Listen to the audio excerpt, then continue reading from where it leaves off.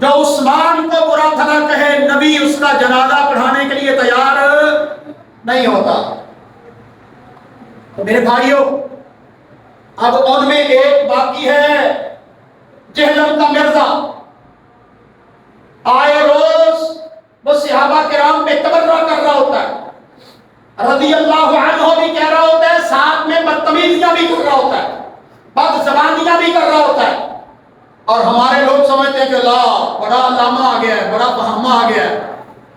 تو بھائی وہ پلمبر ہے، وہ انجینئر ہے، اس کا دین کے ساتھ کوئی تعلق نہیں ہے، وہ خاص لوگوں کا پروردہ ہے، صحابہ کرام پر اپنی زبان کو تان کو دراز کرتا ہے۔ ہم کہتے ہیں اللہ اس کو ہدایت دے دے، ہم دعا کرتے ہیں، اگر اس کے مقدر میں ہدایت نہیں ہے تو اللہ اس کی زبان پر فالج ڈال دے۔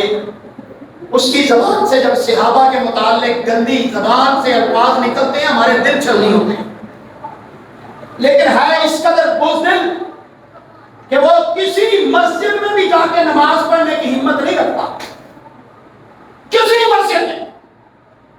میرا چیلنج ہے کہ حلب کی کسی مسجد میں وہ نماز پڑھنے کے لیے نہیں جاتا، نہ فجر کی، نہ ظہر کی، نہ عصر کی، نہ مغرب کی، نہ عشاء کی، نہ عید کی، نہ جمعہ کی۔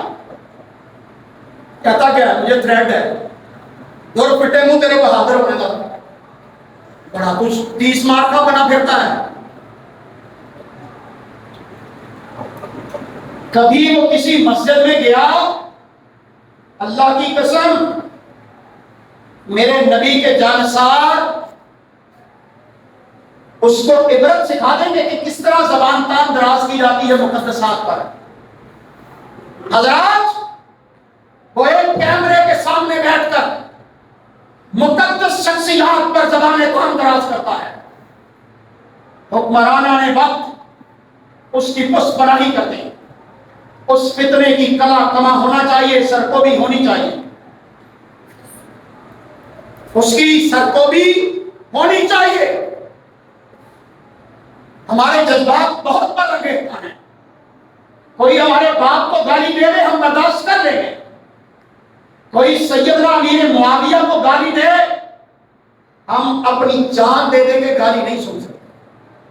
کوئی عثمان رضی اللہ عنہ کو برا بھلا کہے ہم مر سکتے ہیں، سن نہیں سکتے۔ اور میرے بھائیوں، اللہ کے لیے دین کو وہاں سے لو جو صحیح العقیدہ علماء بیان کرتے ہیں، جو صحابہ کے متعلق اپنی زبان کو کبھی بھی حرکت نہیں دیتے، گری ہوئی بات نہیں کہتے، تاریخ کے گند کو نہیں اچھالتے، وہ صرف وہ بات کہتے ہیں جو رب کا قرآن کہتا ہے، جو محمد صلی اللہ علیہ وسلم کا فرمان کہتا ہے۔